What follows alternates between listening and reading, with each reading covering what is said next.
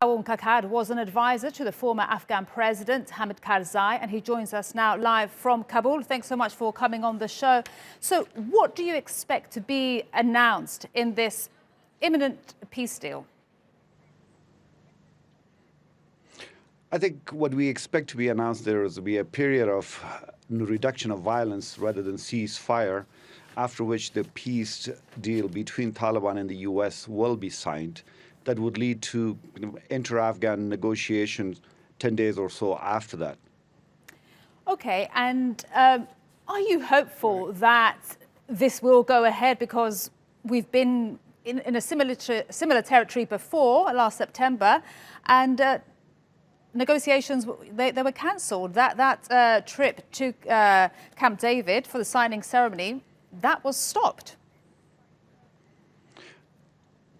No, true. It has been over 18 months, as mentioned, for these negotiations to take place. There have been difficulties during the path, but I think this time it seems like there's a growing consensus that actually the details have been worked out to an extent that would lead to the signing of the agreement. Yes, there is something called a reduction of violence. It's not very clear to everyone so far because, frankly, it's not been announced what the details are. But some details have emerged, which mean that there will not be major attacks, certainly not in the urban areas, and not on the kind of even government facilities or most of them. I think what we would probably expect is possibly, unfortunately, some skirmishes may happen because there are groups that may actually, things may work out. Some kinetic, as other military friends would say, activity, but perhaps not major attacks. But the big question is, what happens after the 7 days? When the agreement is signed, would this reduction of violence continue or not? These are things that actually should be asked, and so far they're not clear. And on the hope of the Afghans is actually there would be a cessation of violence as soon as possible. Reduction of violence is welcome, but the aim is to get it all stopped. Indeed. And what has been the reaction of the Afghan government in all of this, which, of course, has not been involved in the talks directly?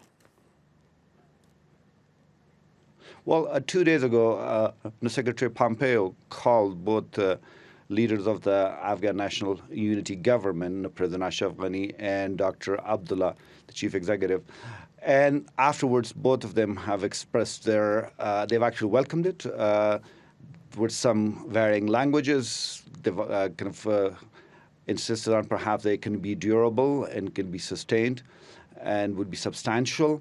But by and large, this has been welcomed. I think the Afghan government in the past had insisted on ceasefire, but perhaps since then, the details of this reduction of violence have been worked out further. I think they can take some comfort in that.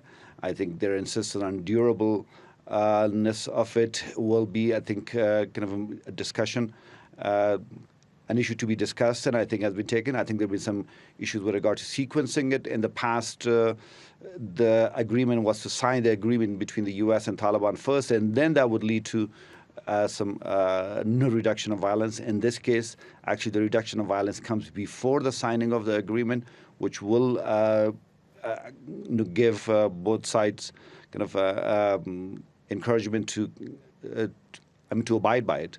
So there's some overall, aside from these leaders, other political leaders and people in general have actually are welcome. But this is the very beginning. The peace talks will now be beginning, and what comes after this and what it leads to were things that a lot of Afghans will be looking very carefully. Kawun Kakar, really appreciate you coming on the News Hour here on TRT World. Thank you so much.